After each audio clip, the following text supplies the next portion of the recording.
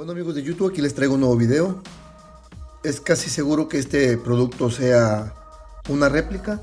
Algunos ya me habían comentado que existían estos modelos.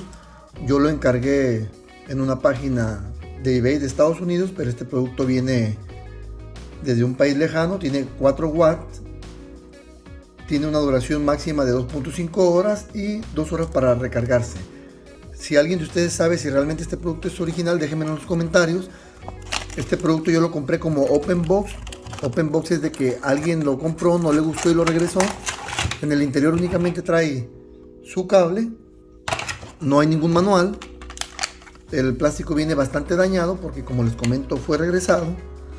Y el producto es prácticamente de aluminio. Es un acabado muy perfecto. Ahí se logra ver en el fondo el interior de la bocina. Se enciende por la parte de abajo y tiene entrada micro SD. Bueno amigos, aquí ya les muestro al encender. Solamente presionamos aquí. Escuchen los sonidos. Ese es el sonido encendido y ahorita se conecta al Bluetooth.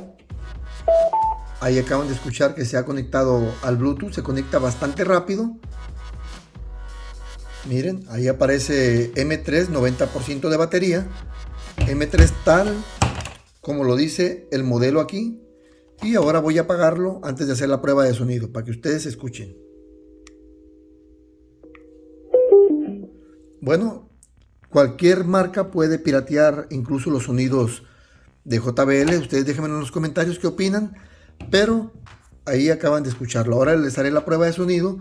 Y espero que este altavoz, que por cierto es de bastante calidad, de aluminio, y el sonido es bastante bueno, ya ustedes me lo dejan en los comentarios.